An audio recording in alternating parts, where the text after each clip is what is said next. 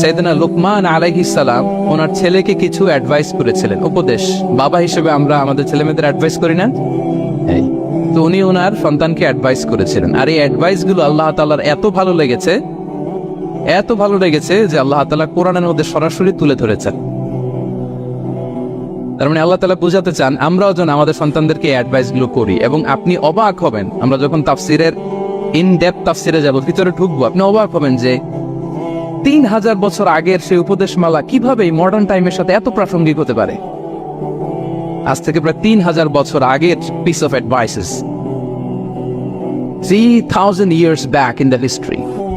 এত আগের উপদেশ, দেখবেন যে মনে হচ্ছে বর্তমান সময়ের জন্য এই উপদেশগুলো আল্লাহ ধরে ধরে কোরআনে তুলে ধরেছেন। তো এই জন্য আমাদের ছেলে মেয়েদেরকে আমরা কি নসিহত করব, এত দিকে তাকানোর দরকার নেই। বাসায় যে সূরা লুকমান খুলবেন, 31তম সূরা, 12 নম্বর আয়াত থেকে 19 নম্বর আয়াত পর্যন্ত, এই 8টা আয়াত আল্লাহ যা বলেছেন আপনি আর ভাবি মিলে সন্তানদেরকে এটা শোনাবেন। গুড ইনাফ, আর কিছু লাগে। প্রিয় ভাইয়েরা, সন্তান আল্লাহর দেয়া অনেক বড় নেয়ামত। আল্লাহু আকবার। নেককার সন্তান আল্লাহর কাছে চাইতে হয়, চেয়ে নিতে হয়। নবীরা দোয়া করেছেন, রব্বি হাবলি মিনাস সালিহিন, আল্লাহ নেককার সন্তান দেন, হে আল্লাহ নেককার পুণ্যবান সন্তান দেন। আল্লাহ এমন সন্তান দেন যাদেরকে দেখলে আমাদের চোখ জুড়ায়। রব্বি জাআলনি মুকিমাস সালাতি ওয়া মিন যুররিয়াতি, আল্লাহ আমাকেও নামাজ কায়েমকারী বানান, আমার সন্তানকেও বানান। তো সন্তানের জন্য দোয়া করতে হয়, নেককার সন্তান চাইতে হয়। আপনারা যারা বিয়ে করেছেন এখনো সন্তান পান নাই, আল্লাহ তাআলা আপনাদেরকে অচিরেই এই সন্তান দান করে আপনাদেরকে ধন্য করুক। যারা এখনো বিয়ে করেননি, বিয়ের পরে আল্লাহ তাআলা আপনাদেরকে সন্তান দান করুক। এটা অনেক বড় নেয়ামত, এটা অনেক বড় নেয়ামত, এটা আল্লাহর কাছে চাইতে হয়। তো এই আলোচনাটা সবার সাথে প্রাসঙ্গিক। যারা বাবা তাদের তো লাগবে ইনস্ট্যান্ট, আজকে রাত্রে যে শোনাইতে পারবেন। যারা বাবা হতে যাচ্ছেন তারাও আগে থেকে জেনে রাখলেন, ওয়েল প্রিপেয়ার্ড। আর যারা এখনো বিয়েই করেন নাই, প্ল্যান করে রাখেন যে এইটা আমি আমার ওয়াইফের সাথে প্ল্যান করে এই নাসিহাগুলো আমার সন্তানদেরকে আমরা শোনাবো। সবাই পড়ুন ইনশাআল্লাহ। এবার প্রশ্ন করে উত্তর দেন, সূরাটার নাম কি? মাক্কি না মাদানী? কত নম্বর সূরা কোরআনের? 31 নম্বর সূরা। আচ্ছা প্রিয় ভাইয়েরা, কালামুল্লাহ মাজিদে কোরআন আল কারিমে আল্লাহ তাআলা মানুষের নামে মোট 8টি সূরা দিয়েছেন। মানুষের নাম কয়টি? এর মধ্যে 6টি সূরা 6 জন নবীর নামে। 6টি সূরা 6 জন, সূরা হুদ, সূরা ইউসুফ, সূরা ইউনুস, সূরা মুহাম্মদ, সূরা নূহ, সূরা ইব্রাহিম। এই 6 জন নবীর নামে 6টা সূরা। আর মানুষের নামে মোট 8টা, নবীর নামে গেল 6টা, আর রইল কয়টা? 2টা। আল্লাহর প্রিয় ভাজন একজন বান্দা এবং একজন বান্দি নামে আল্লাহ আরো 2টা সূরা দিলেন।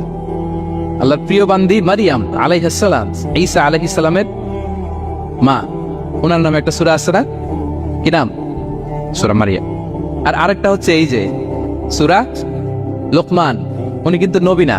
তাহলে আবার বলি, মানুষের নামে আল্লাহ তাআলা কোরআনে কয়টা সূরা দিয়েছেন? 8টি। এর মধ্যে 6টা দিয়েছেন 6 জন নবীর নামে, আর বাকি 2টা আল্লাহর 2জন প্রিয় বান্দা বান্দির নামে। একটা সূরা মারিয়াম আর একটা সূরাতুল লুকমান। তো আমরা শুরুতেই জানবো যে এই লুকমান কে ছিলেন? তিনি লুকমান আলাইহিস সালাম আল্লাহর প্রিয় ভাজন একজন ব্যক্তি ছিলেন, খুব বিজ্ঞ একজন মানুষ ছিলেন, খুব জ্ঞানী প্রাজ্ঞ একজন ব্যক্তিত্ব ছিলেন। দেখতে উনি কালো ছিলেন, কুৎসিত। চামড়াটা কি ছিল? কালো, ব্ল্যাক। তার মানে ব্ল্যাক হইলেই কাউকে ছোট করা যাবে না। কাজী নজরুল বড় সুন্দর লিখেছেন, কালো আর ধলো বাহিরে কেবল, ভিতরে সবাই সমান রাঙ্গা। কেটে দিলে রক্তের রং, যে কালো রঙের তার রক্ত, যে ধবধবে সাদা তার রক্ত লাল। তাহলে ব্ল্যাক হইলেই কাউকে ছোট করা চলবে না। সাইয়েদনা লুকমান আল হাকিম কুৎসিত বর্ণের একজন মানুষ ছিলেন, খাটো একজন মানুষ ছিলেন। কোথায় থাকতেন?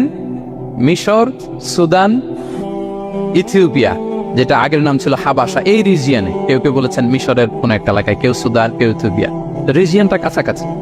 কি করতেন? কোন মুফাসসির বলেন তিনি দর্জি ছিলেন, দর্জি।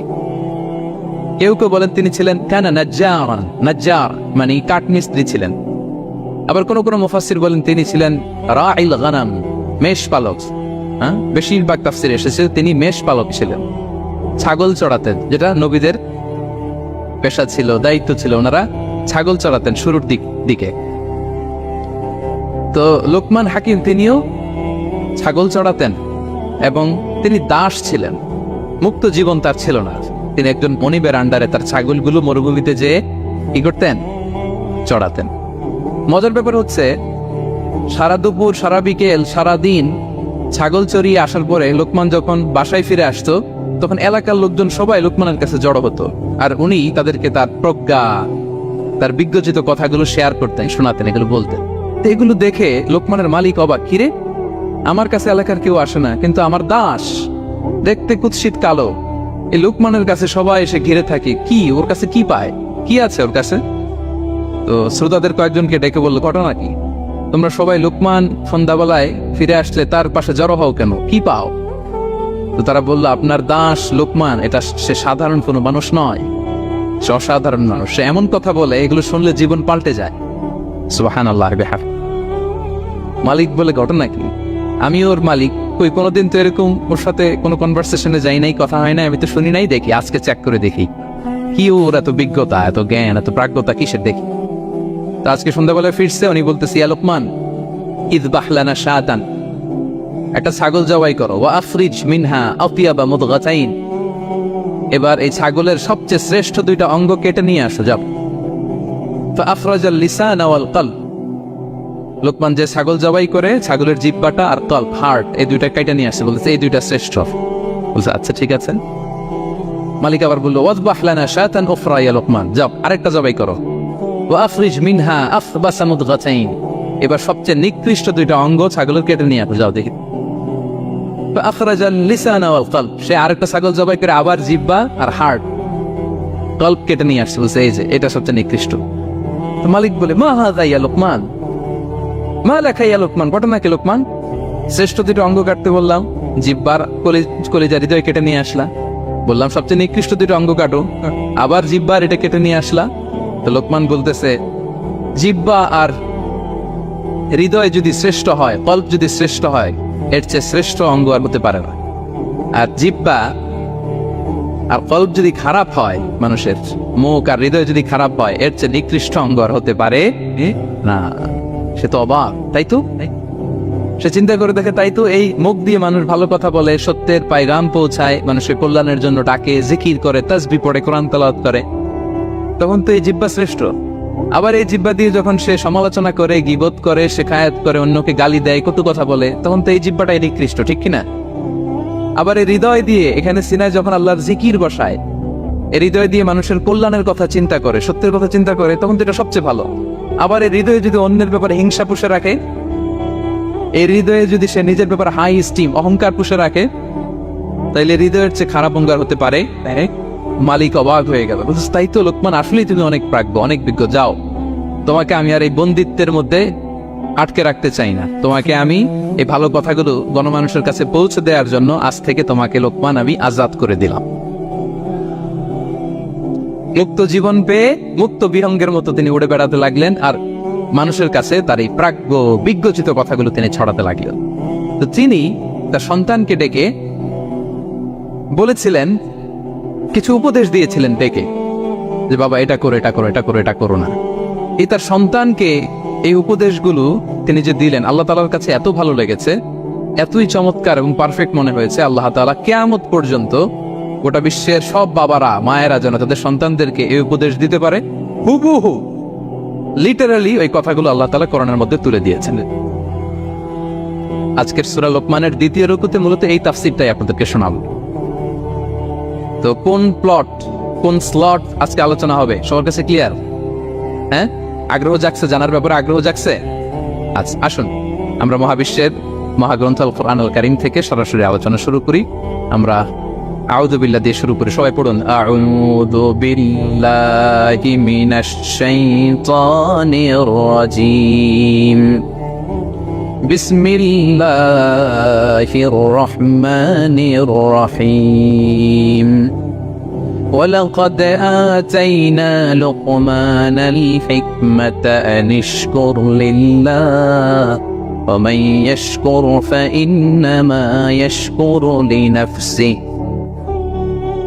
ومن كفر فإن الله غني حميد سبحان الله পড়েন আল্লাহ তাআলা বলছেন ওয়ালাকাদ আতাইনা লুকমানাল হিকমা আমি লোকমানকে হিকমত দিয়েছি প্রজ্ঞা দিয়েছি আর বলেছি আনিশকুর লিল্লাহ লোকমান আল্লাহ শুকরিয়া করো ওমান ইয়াশকুর ফাইন্নামা ইয়াশকুরু লিনাফসি যে আল্লাহ শুকরিয়া করে সে তার নিজের জন্যই করে এটা নিজের জন্যই ভালো ওমান কাফারা ফাইন্নাল্লাহা গানিয়ুন হামিদ আর যে শুকরিয়া করে না নাশুকরি করে অকৃতজ্ঞ হয় তাহলে জেনে রেখো আল্লাহ তাআলা তিনি গানি অমুখাপেক্ষী তিনি হামিদ সদা প্রশংসিত সুবহানাল্লাহ পড়ে তাহলে আল্লাহ তাআলা বললেন আমি লোকমানকে প্রজ্ঞা দিয়েছি হিকমত দিয়েছি হিকমত শব্দের সাথে আপনারা পরিচিত আছেন না আমি লোকমানকে হিকমত দিয়েছি এটা অনেক দামি জিনিস সবার থাকে না হিকমত জিনিসটা কি না জ্ঞান হচ্ছে নলেজ আর হিকমা হচ্ছে বাংলায় বলে প্রজ্ঞা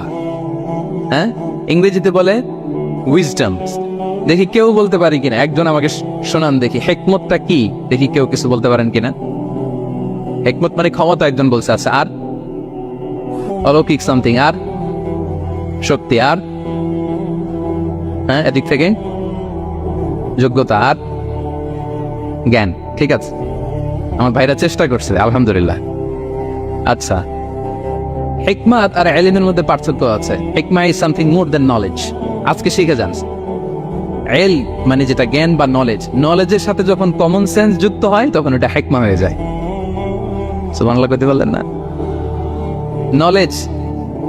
নলেজ আর common sense I repeat knowledge আর কমন সেন্স ইকুয়াল টু হিকমা বা উইজডম শুধু জ্ঞান থাকলেই হয় না জ্ঞানটা কিভাবে আপনি অ্যাপ্রোচ করবেন প্রচার করবেন প্রেজেন্টেশন করবেন উপস্থাপন করবেন এটা জানার দরকার আছে না নাই অনেকের অনেক জ্ঞান আছে কিন্তু কিভাবে বলতে হয় কতটুকু বলতে হয় এটা জানে না তাই না তাহলে জ্ঞানকে কাজে লাগানোর যে মেকানিজম যে কর্মকৌশল এটার নাম হিকমা আল্লাহ বলেছেন হিকমতের সাথে দাওয়াত দাও উদউ ইলা সাবিলি রাব্বিকা বিল হিকমা হিকমতের সাথে দাওয়াত দাও নামাজ পড়া ফরজ সবাই জানি না আমরা এটারে বলে ইলম কিন্তু নামাজটা কিভাবে পড়তে হয় রুকু কেমনে দিতে হয় সেজদা কেমনে করতে হয় সালাম ফিরে কিভাবে এটা এক্সিট করতে হয় এই পুরো মেকানিজমটা জানার নাম হিকমা তাহলে knowledge plus common sense equal to হিকমা জ্ঞান আর কমন সেন্স একসাথে যদি হয় এটা উইজডম বা প্রজ্ঞা হিসেবে রিফ্লেক্ট করে বুঝতে পারছেন আল্লাহ বললেন আমি লোকমানকে প্রজ্ঞা দিয়েছি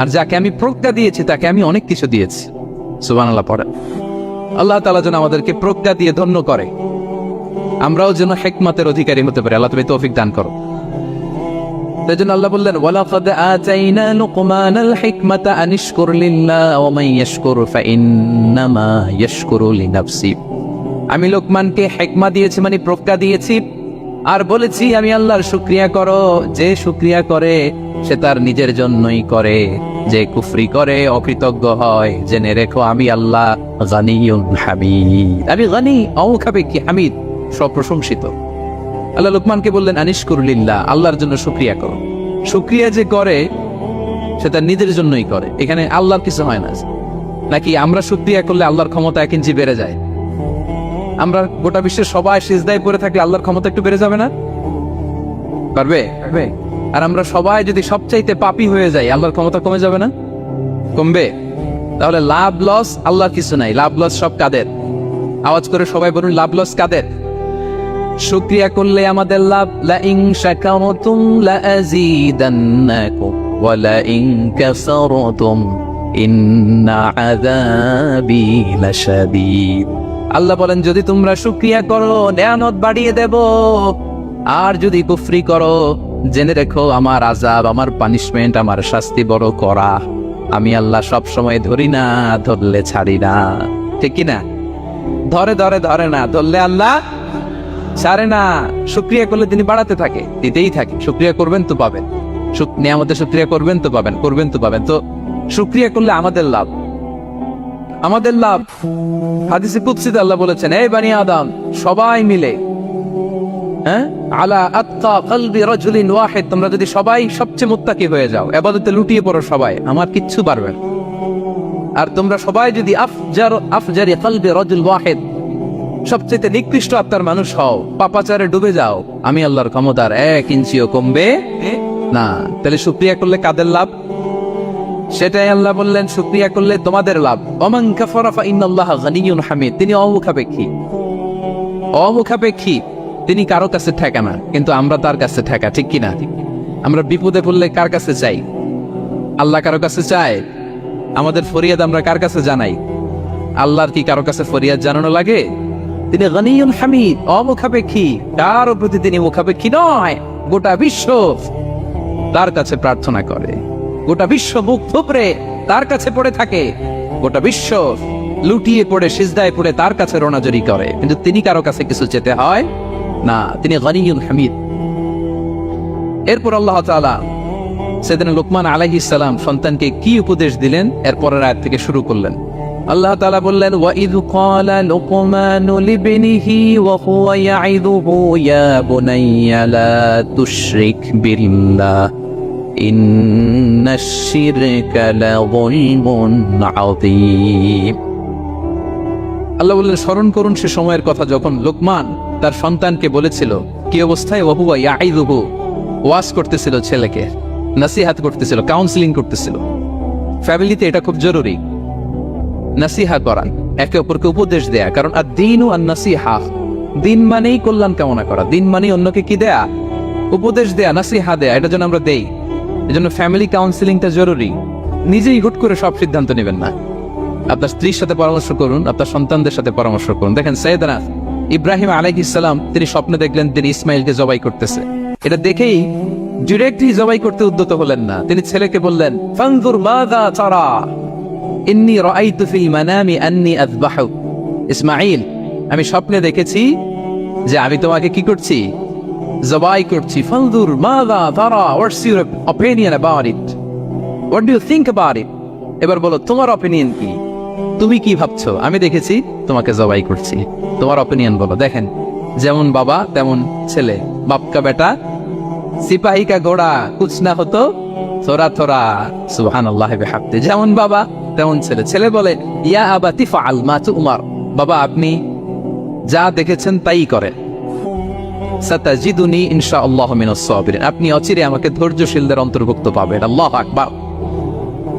বাবা আপনি ভয় পাবেন না, বিচলিত হবেন না, আমার কারণে আপনি আল্লাহর কাছে লজ্জিত হবেন না, আপনি যেমনটি দেখেছেন তেমনটি করুন, ভয় পাবেন না, অচিরেই আপনি আমাকে ধৈর্যশীলদের অন্তর্ভুক্ত পাবে। যেমন বাবা তেমন ছেলে, ঠিক তেমন রেসপন্স, ঠিক তেমন উত্তর। সাথে সাথে বললেন, বাবা আপনি ভয় পাবেন না, করুন। তো দেখেন, আল্লাহর নবী ইব্রাহিম আলাইহিস সালাম স্বপ্নে যেটা দেখেছেন আল্লাহর পক্ষ থেকে এসেছে, চাইলেই তো ছুরি চালাতে পারতেন, চালিয়েছেন। কি করছেন? পরামর্শ করেছেন, কাউন্সেলিং করেছেন। ফ্যামিলি কাউন্সেলিংটা খুবই জরুরি।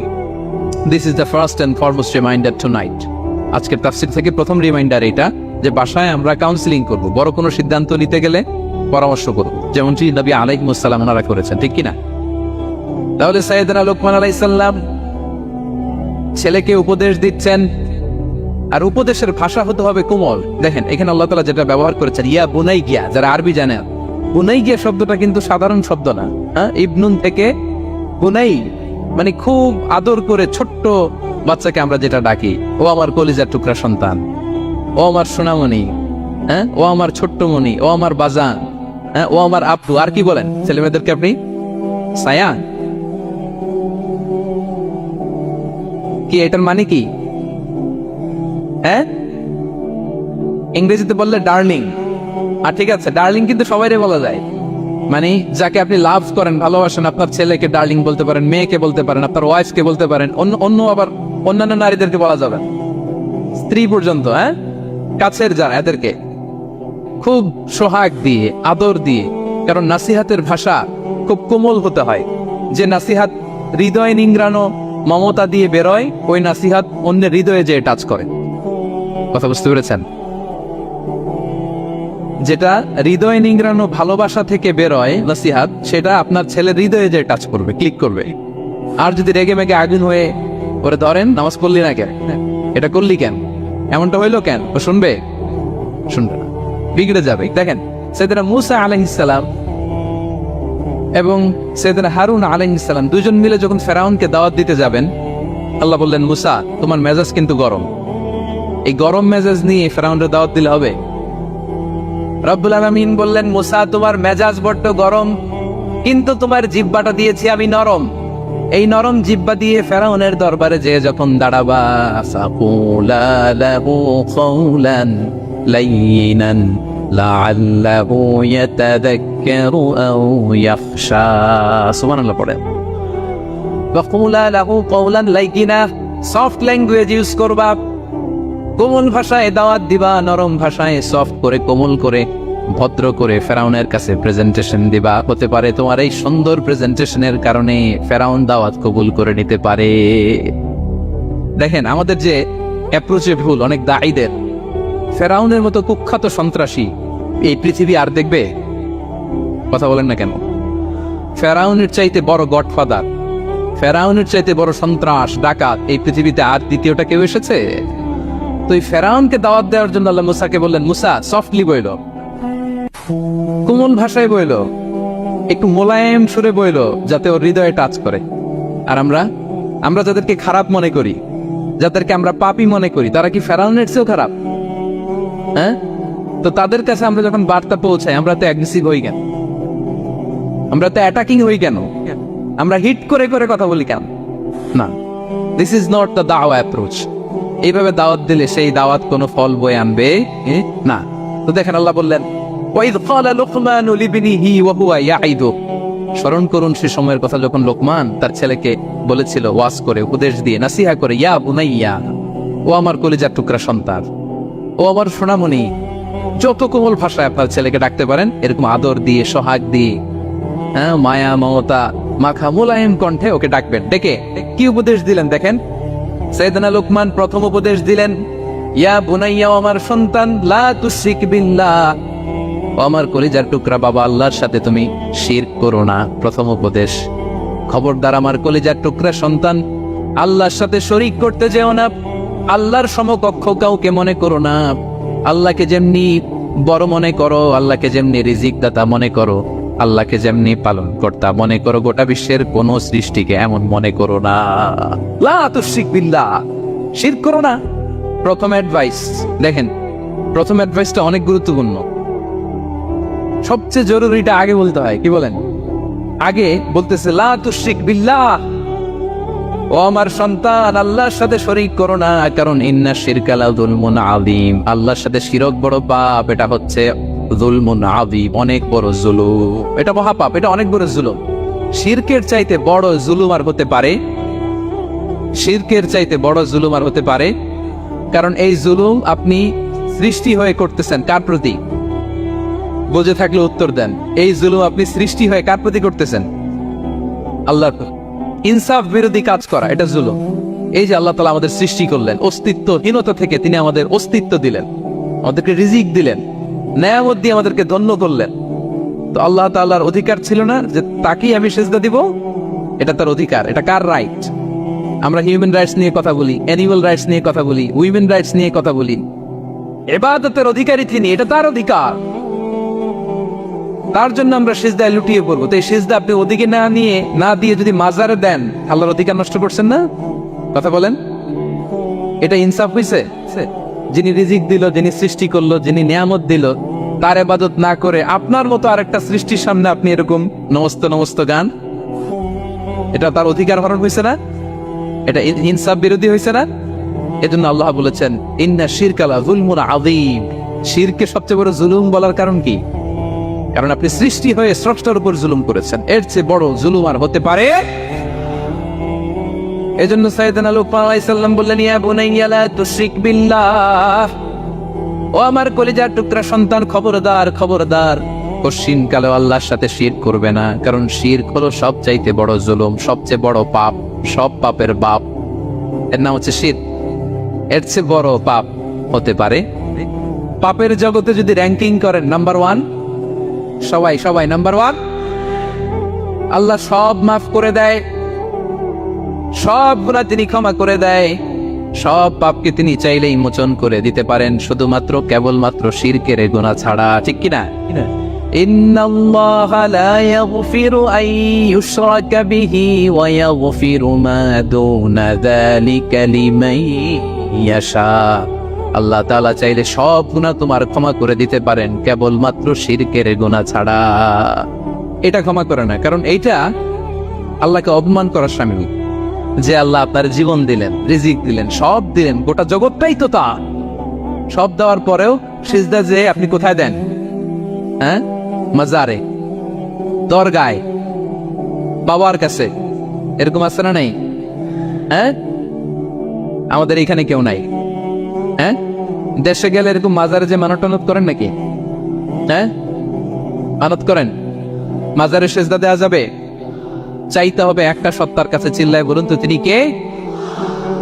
এজন্য বিষ্ণু বলেন, ইদা সাআলতা ফাসআলিল্লাহ, চাইলে আল্লাহর কাছে যাও। ওয়া ইদা ইসতাআনতা ফাসতাইন বিল্লাহ, সাহায্য যদি চেতে হয় একজনের কাছে চাইবা। চিল্লায় বলেন তিনি কে? নাকি বাবার কাছে? হ্যাঁ, দয়াল বাবা রে দয়া করো আমারে। আপনার বাবার যখন ডায়রিয়া হয় উনি চায় কার কাছে? আপনার বাবা যখন বিপদে পড়ে কাঁদে কার কাছে? এই জন্য আমরা যাবো কার কাছে? দয়াল আল্লাহ রে দয়া করো আমারে।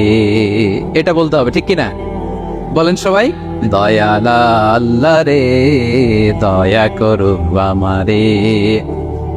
এজন্য এই জিনিসটা সাইয়েদনা লুকমান আলাইহিস সালাম প্রথমে ফোকাস করলেন, বললেন লা তুশরিক বিল্লাহ, ও আমার কলিজার টুকরা সন্তান, আল্লাহর সাথে শিরক করো না, খবরদার। আল্লাহর সাথে কাউকে সমকক্ষ মনে করবা না, কারণ ইন্নাশ শিরকা লাযুলমুন আযীম, শিরক হলো সবচাইতে বড় পাপ, মহা জুলুম। এই জুলুম আল্লাহর প্রতি করা হয়। তাহলে প্রথম উপদেশটা বুঝতে পারছেন আমার প্রিয় ভাইরা? আল্লাহর সাথে শিরক করা চলবে। চাইবো কার কাছে? সন্তান হয় না, কই চাবেন? নাকি মাজারে? মাজারে চাওয়া যাবে? বাবার কাছে চাওয়া যাবে? ছেলে সন্তান দেয় কে? মেয়ে দেয় কে? ছেলে মেয়ে দুটোই দেয় কে? ছেলেও দেয় না, আবার মেয়েও দেয় না। চিৎকার করে বলেন তো তিনি কে? আমরা তার কাছে চাইব। সব পরিস্থিতিতে আমরা একজনের কাছে চাইব, তিনি কে? আবার রব্বুল আলামিন বিশ্বনবীকে জানিয়ে দিলেন, ও নবী শোনো শোনো, তোমার আগে সব নবীকে আমি জানিয়ে দিয়েছি, লা ইন আশরাকতা লা ইয়াহবাতান্না আমালুকা ওয়া লা তাকুনান্না মিনাল খাসিরিন। তুমি যদি আল্লাহর সাথে কাউকে শিরক করে ফেলো, তোমার সব আমলগুলো বাতিল হয়ে যাবে। কিয়ামতের ময়দানে তুমি হবা খাসিরিন, ক্ষতিগ্রস্ত, কিছুই থাকবে না। যদি শিরক করো তোমার আমল বাতিল, খবরদার। কিয়ামতের দিন তুমি হাই হাই করবে, অভাগা দুর্ভাগা হয়ে উঠবে। এজন্য শিরককেও আমরা না বলে দিব। শিরকের সাথে আমাদের কোনো সম্পর্ক আছে? জোরে বলেন। গুরুত্বপূর্ণ পয়েন্ট। এজন্য ছেলেকে আগে বললো, বাবা খবরদার শিরক করো না। আবার হাদিসে কুদসিতে রব্বুল আলামিন বলেন, গোলাম কিয়ামতের কঠিন ময়দানে গোটা জমিন পরিমাণ গুনার বোঝা নিয়ে যদি তুমি আমি আল্লাহর দরবারে হাজির হয়ে যাও, আর ওই গুনার বোঝার মধ্যে যদি শিরকের গুনাহ না থাকে, আমি আল্লাহ গোটা জমিন পরিমাণ ক্ষমার বস্তা নিয়ে তোমার কাছে হাজির হয়ে যাব। কথাটার ওজন দেখছেন? জমিন পরিমাণ গুনাহ নিয়ে আসছো আমার কাছে কিয়ামতের দিয়ে। ওই গুনার মধ্যে অনেক ধরনের গুনাহ, নামাজ পড়ো নাই, রোজা রাখো নাই, এই করছো সেই করছো, কিন্তু এই গুনার বিশাল পৃথিবী পরিমাণ গুনার বোঝার মধ্যে শিরকের গুনাহ নাই। তাহলে আমি আল্লাহ এই দুনিয়া পরিমাণ ক্ষমার বোঝা নিয়ে তোমার কাছে চলে আসো। শিরক করা যাবে? তাহলে প্রথম উপদেশ দিলেন, হে আমার কলিজার টুকরা সন্তান, শিরক করো না, শিরক করো না। আমার ভাইয়েরা, আমার কলিজার টুকরা ক্লাঙের ভাইয়েরা, সন্তানদেরকে এই শিরকের ব্যাপারে, শিরকের ভয়াবহতার ব্যাপারে আপনাকে জানাতে হবে। It's your duty. আপনি শুধু বাবা হইলেই চলবে না, আপনার ছেলে মেয়ে কোন পথে চলবে এটা আপনাকে ঠিক করে দিতে হবে। ওরা এখন ছোট, ছোট থেকে যদি এই তাকওয়ার সফটওয়্যারকে ইনস্টল করে দেন, ওই সফটওয়্যার দিয়ে তার জীবন চলবে, ঠিক কিনা? হ্যাঁ, ওরা যখন ছোট থাকে কাদা মাটির মতো থাকে। কাদা আর মাটিকে যেমন ডিজাইন করতে মনে চায় করা যায় না? একই কাদা মাটি দিয়ে বল বানানো যায়, ঘর বানানো যায়, পুতুল বানানো যায়, ওই এটা বানানো যায়, অনেক কিছু বানানো যায়। কিন্তু এটা যখন শুকিয়ে শক্ত হয়ে যায় আর কিছু করা যায়? ছোটবেলা থেকেই now this is the high time, ওদেরকে এডুকেট করার এখন মোক্ষম সময়। এটা আপনার রেসপন্সিবিলিটি বাবা হিসেবে করতেই হবে। নতুন প্রজন্মকে আমাদের বাঁচাতেই হবে, ঠিক কি না?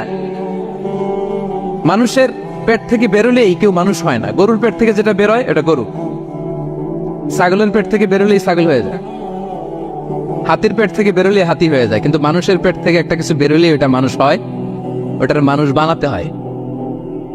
কি করতে হয়? মানুষ বানাতে হয়। গরুকে কেউ কোনোদিন বলে না তুই গরুর মতন গরু হ। ছাগলরে কেউ কোনোদিন কইছে যে তুই ছাগলের মতো ছাগল হ, কিন্তু এই মানুষকেই বলা হয় তুমি মানুষের মতো মানুষ হও, মানুষের মতো মানুষ হও। মানুষের মতো মানুষের বড্ড অভাব, ঠিক কিনা?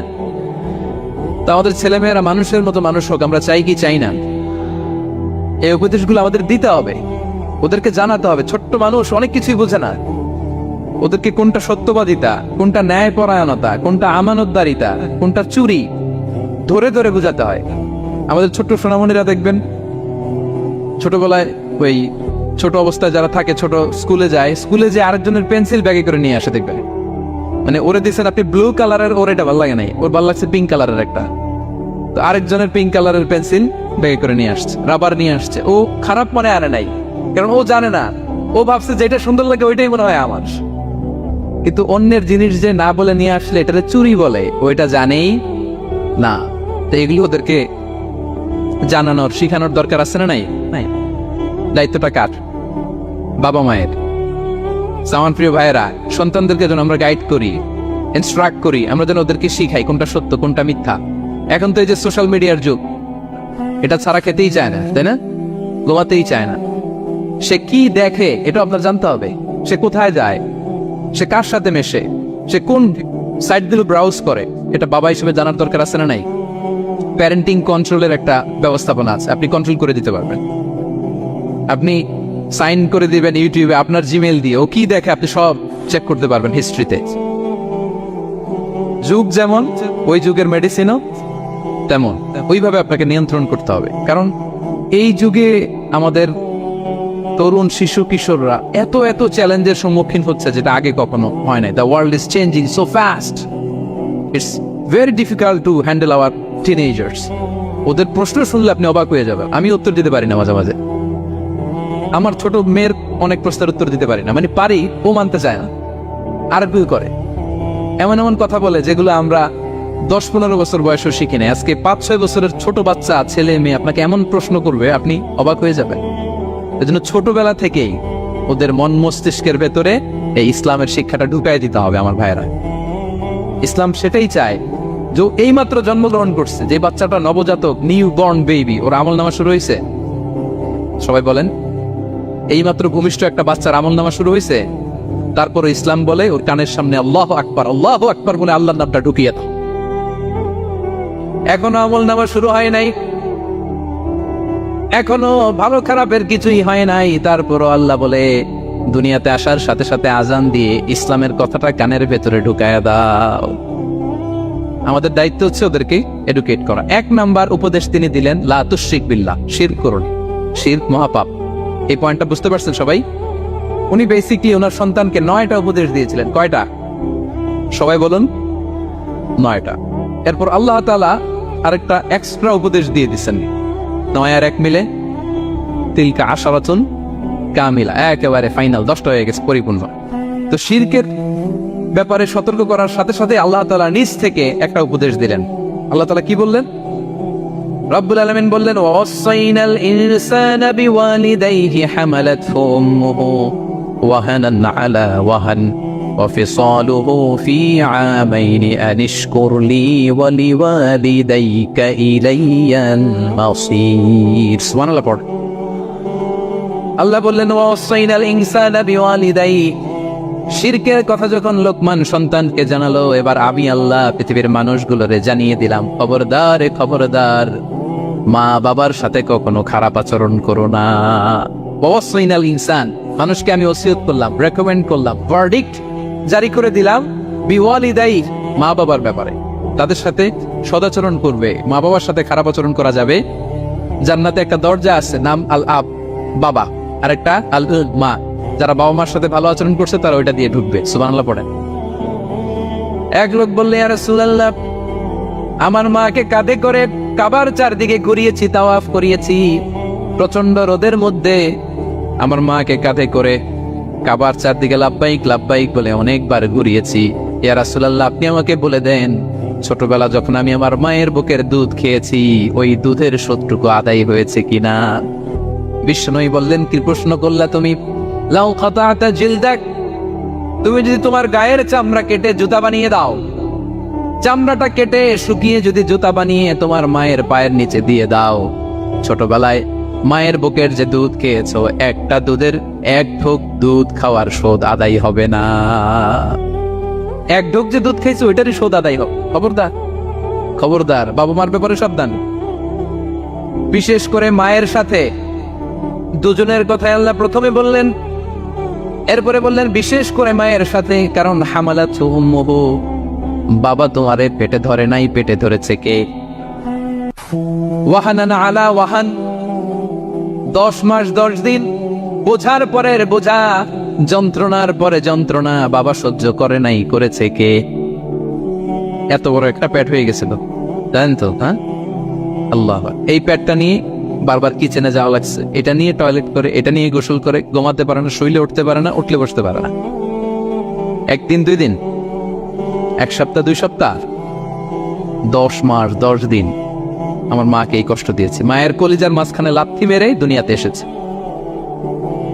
এরপরে আল্লাহ বললেন, ওয়া ফিসালুহু ফি আমাইন, এখানেই শেষ নয়, দুধ ছাড়াতে লেগেছে 2 বছর।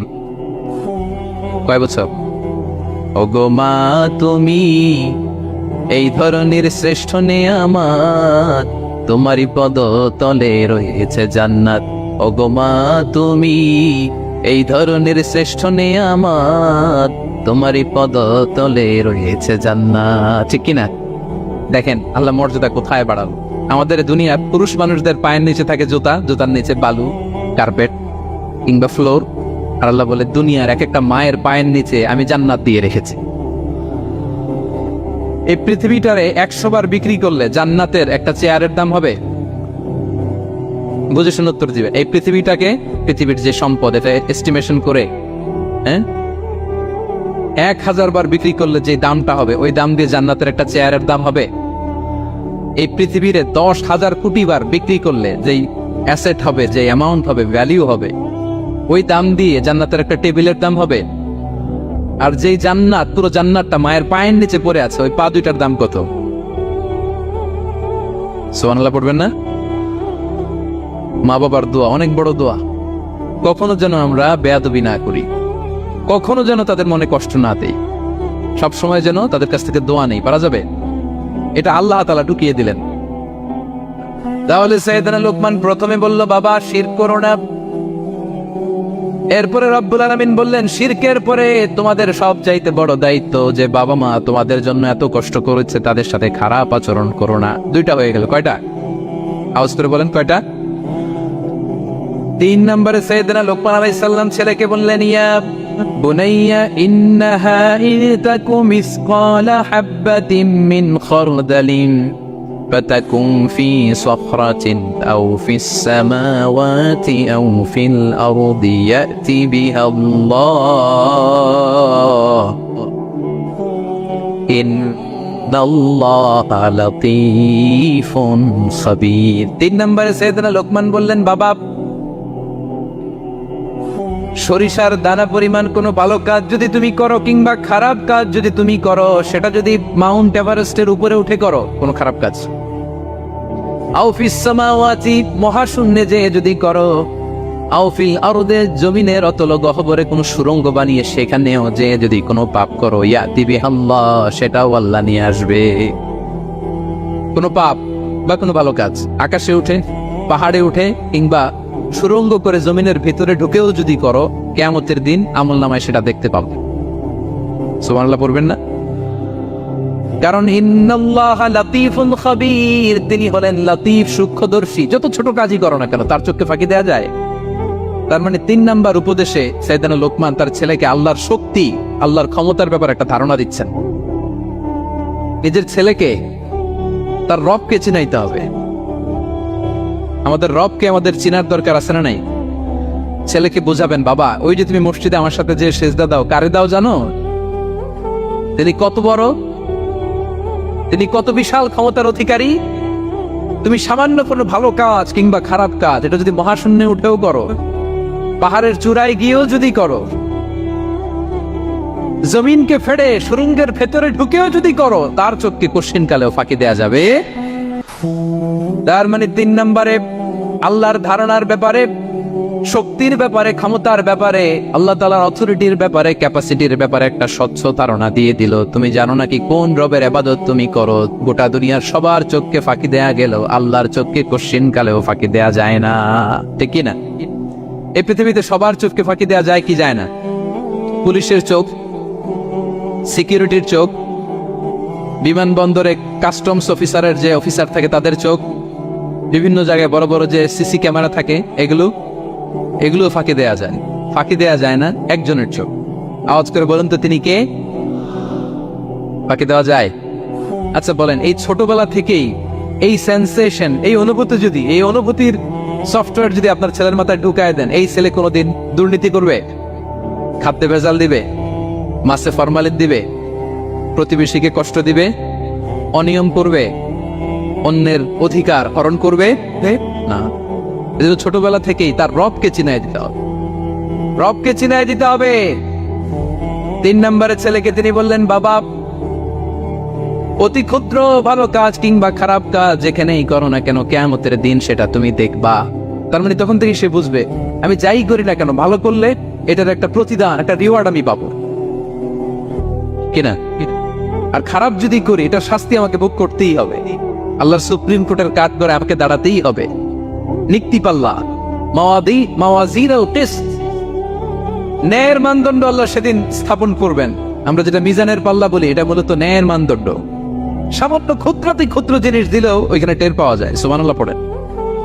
আচ্ছা আমরা যে চাল কিনি, ডাল কিনি, ধরেন 10 কেজি চালের একটা বস্তা কিনছি, দেখবেন যে অনেক সময় মাপটা একুরেট হয় না।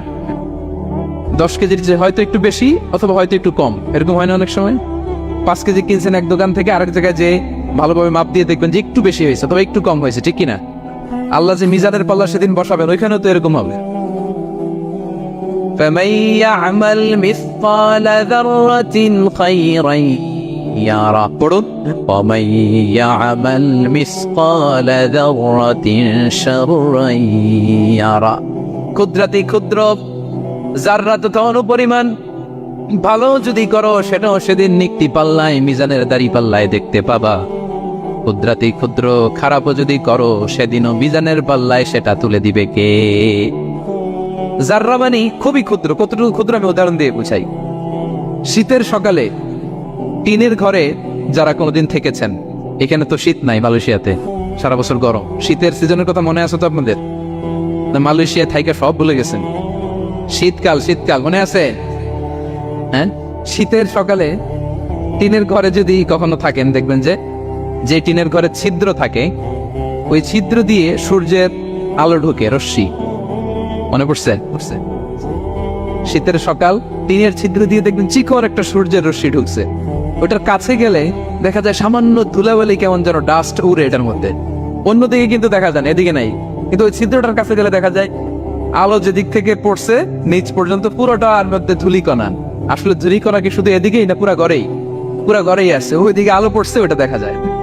ওই যে ছোট্ট সূর্য রশ্মির মধ্যে কাছে গেলে যে ছোট্ট ছোট্ট ধুলিকণা দেখা যায়, ওইটার নাম হচ্ছে যাররা। ফামান ইয়ামাল মিসকালা যাররাতিন খাইরান ইয়ারা। এই ধুলিকণার ডাস্টের যাররা পরিমাণ ভালো করলে সেটাও দেখতে পাবা, আবার যাররা পরিমাণ খারাপ করলে সেদিন কিয়ামতের ময়দানে মিজানের পাল্লায় সেটাও দেখতে পাওয়া। পড়েন সুবহানাল্লাহ। তার মানে 3 নম্বরে ছেলেকে আল্লাহর শক্তি আর সম্ভাবনা সম্পর্কে সতর্ক করলেন, জানান দিয়ে বললেন, বাবা যেটাই করো না কেন, সবার চোখকে ফাঁকি দেওয়া যায় না, একজনের চোখ, তিনি কে? কয়টা গেল উপদেশ? সবাই বলুন তো কয়টা? 3টা। 4 নম্বরে লোকমান আলাইহিস সালাম বললেন, ইয়া বুনাইয়া আকিমিস সালাহ, ও আমার সন্তান 4 নম্বরে উপদেশ হলো তোমাকে নামাজ কায়েম করতে হবে। নামাজ, সবার আগে নামাজ। কাজকে বলে দাও আমার নামাজ আছে, নামাজকে বলো না কাজ আছে, ঠিক কি না? সালাত কায়েম করো, সালাতে কায়েম করো, হবে জান্নাতি তুমি, হবে জান্নাতি তুমি। দিবে কাল হাসরে শীতল ছায়া আরশে আজিম। রব্বিয়াল আলা রব্বিয়াল আযীম, রব্বিয়াল আলা রব্বিয়াল আযীম। সুবহানাল্লাহ পড়েন। 4 নম্বরে আকিমিস সালাহ। তো আমার কলেজের টুকরা সন্তান, নামাজ কায়েম করো। নামাজ, নামাজ কিয়ামতের ময়দানে সর্বপ্রথম যে জিনিসটার হিসেব আল্লাহ চাইবেন ওটা কি? সবাই বলেন একসাথে, সেটা কি? বিশ্বনবী ইন্তেকালের আগে বললেন আস-সালাত আস-সালাত ওয়া মা মালাকাত ঈমানুকুম, ও আমার উম্মতেরা নামাজ, নামাজ। বিশ্বনবীর রূহ বের হয়ে যাবে, মালাকুল মউত চলে আসলো, এখনই রূহ মুবারক কবজ করে নিয়ে যাবে। অন্তিম মুহূর্তে গোটা উম্মার জন্য বিশ্বনবী যে মেসেজটা ড্রপ দিয়ে গেলেন সেটার নাম হলো নামাজ। সালাত আস-সালাত। উম্মতেরা নামাজ নষ্ট করো না, নামাজ নষ্ট করো না। আউয়ালু মা ইউহাসাবু বিহিল আবদু ইয়াউমাল কিয়ামাতি আস-সালাহ। কিয়ামতের ময়দানে সর্বপ্রথম আল্লাহ যে জিনিসটার হিসাব চাইবেন সেটা কি? ফাইন সলুহাত সলুহা সাইরু আমালি। এটা যদি ঠিক হয়ে যায় পুরো আমলনামা ঠিক হয়ে যাবে। ওয়া ইন ফাসাদাত ফাসাদা সাইরু আমালি। নামাজের হিসাব দিতে যেয়ে যদি আপনার গন্ডগোল লেগে যায়, আপনার পুরো আমলনামাটারে গন্ডগোল করে দিবে কে? এজন্য সবার আগে সালাত। সব শেষ হচ্ছে মন্দ কথার প্রচারক। আমার ভাইয়েরা, কি কথা? কোন ধরনের বাজে কথা, মন্দ কথা, অশালীন কথা, অশ্লীল কথা আমরা মুখ দিয়ে উচ্চারণ করব। কোন ধরনের বাজে স্ট্যাটাস, মন্দ স্ট্যাটাস, অশালীন স্ট্যাটাস আমরা ফেসবুকে দিব? কারো এরকম অশালীন স্ট্যাটাস শেয়ার দিব? নেভার, কখনো দিব না। আল্লাহ পছন্দ করেন। আল্লাহ বলেন লা ইউহিব্বুল্লাহুল জাহরা বিস-সুই মিনাল কাওলি ইল্লা মান যুলিম ওয়া কানা আল্লাহু সামিআন আলিমা। কোন খারাপ কথা কেউ প্রকাশ করবে, পাবলিক করবে, ওপেনলি বলে বেড়াবে, এটা আল্লাহ পছন্দ করে না। কিন্তু সে যদি মাজলুম হয় সেটা ভিন্ন কথা। কোন ধরনের অশ্লীল কথা, অশালীন কথা মুমিনের মুখ দিয়ে বেরোতে পারে? রাসূল সাল্লাল্লাহু আলাইহি ওয়াসাল্লামের ব্যাপারে দেখেন, আনাস রাদিয়াল্লাহু কি বলেন? তিনি বলেন লাম ইয়াকুনিন নবী সাল্লাল্লাহু আলাইহি ওয়াসাল্লাম সাব্বাবান। বিষ্ণু সাল্লাল্লাহু আলাইহি ওয়াসাল্লাম মুখ দিয়ে কোনোদিন কাউরে বকা দেয় নাই, গালি দেয় না। ওয়ালা ফাহাশান, আমার নবী কখনো তার জবান মুবারক দিয়ে অশালীন কথা বলেন নাই। ওয়ালা লাআনান, কাউকে লানত তিনি করেন নাই। সুবহানাল্লাহ পড়েন। তো সেই নবীর উম্মত হয়ে আমরা কোনো খারাপ কথা বলবো? অশালীন কথা? একসাথে বন্ধুরা যখন বসেন আড্ডা দিতে যে অনেক অশ্লীল কথা বলে ফেলে, আছে না নাই? বন্ধুরা কি বলেন আপনারা? Cowan Cowan Cowan. তো এই যে একসাথে বসতে যে অনেক সময় অশালীন অশ্লীল কথাবার্তা অনেকে বলে ফেলে, এদেরকে আল্লাহ তাআলা পছন্দ করে না। এই জাতীয় কথা যেন আমাদের মুখ দিয়ে কখনো বের না হয়। এবং অশ্লীলতার প্রচার যারা সমাজে ঘটায়, আল্লাহ বলে তাদেরকে দুনিয়াতেও আমি লাঞ্ছিত করব, শাস্তি দেব, আখিরাতেও দেব। আল্লাহ তাআলা বলছেন ইন্নাল্লাযীনা ইউহিব্বুনা আন তাশিআল ফাহিশাতু ফিল্লাযীনা আমানু লাহুম আযাবুন আলীম ফিদ দুনিয়া ওয়াল আখিরাহ। যারা চায় মুমিনদের মাঝে অশ্লীলতা ছড়িয়ে পড়ুক, তাদেরকে দুনিয়া আখিরাতে আমি লাঞ্ছিত করে ছাড়ব। দুনিয়ায় লাঞ্ছিত, আখিরাতেও লাঞ্ছিত। দুনিয়াতেও আযাব, আখিরাতেও। এজন্য অশ্লীলতার সাথে আমাদের কোনো সম্পর্ক নাই। আমরা কোনো অশ্লীল কথা যেন আমরা না বলি। এখন অশ্লীলতার সয়লাভ নাটকের নামে, সিনেমার নামে, বিনোদনের নামে, আছে না নাই? এই যে ডিভাইস, হ্যাঁ, সয়লাভ, আপনি ঢুকবেন আর বেরোতে পারবেন না, এমন ভাবে আপনাকে এঙ্গেজ করে রাখবে। এগুলোর সাথে মুমিনের কোনো সম্পর্ক আছে না। মুমিন যেটাই করবে ওটা হালাল পন্থায় করবে, ঠিক কিনা? ঠিক কিনা? তাই কোনো অশ্লীলতাকে আমরা শেয়ার দেব না। সোশ্যাল মিডিয়ায় কোনো অশ্লীল ভিডিও দেখবো না, শেয়ারও দিব না। কোনো অশ্লীল নাটক, সিনেমা এগুলো আমরা দেখবো না। দিনকে দিন এটা এমন ভাবে গ্রাস করতেছে, আমাদের সমাজটাকে শেষ করে ফেলতেছে এক এক নামে। পত্রপত্রিকা আমরা দেখি এখন নতুন কি আসছে, ওটিটি প্ল্যাটফর্ম। এরপরে কি আসছে, ওয়েব সিরিজ, আছে না নাই? গত কিছুদিন আগে আমি সোশ্যাল মিডিয়া দেখলাম বিভিন্ন জনে স্ট্যাটাস দিচ্ছে তৈ তৈ তৈ তৈ তৈ, বয়াম পাখি কই। তো আমি ভাবছি হয়তো কোনো বিখ্যাত কবির কবিতা শেয়ার দিচ্ছে। আমি পরে সার্চ দিয়ে দেখি সর্বনাশ, একটা ইন্টারভিউ দেখলাম একজন, এটা নাকি কোন একটা ওয়েব সিরিজ বা মুভি এই জাতীয় কিছু এক। তো দেখেন, কবিতার নামে, গানের নামে, সাহিত্যের নামে, সংস্কৃতির নামে, এন্টারটেইনমেন্টের নামে, বিনোদনের নামে এই অশ্লীলতার ফয়লাভ, ঠিক কিনা? কিনা এই অশ্লীলতার সাথে আমাদের কোনো সম্পর্ক আছে? আমরা যেন মুখ দিয়ে উচ্চারণ না করি এগুলো, ঠিক কিনা?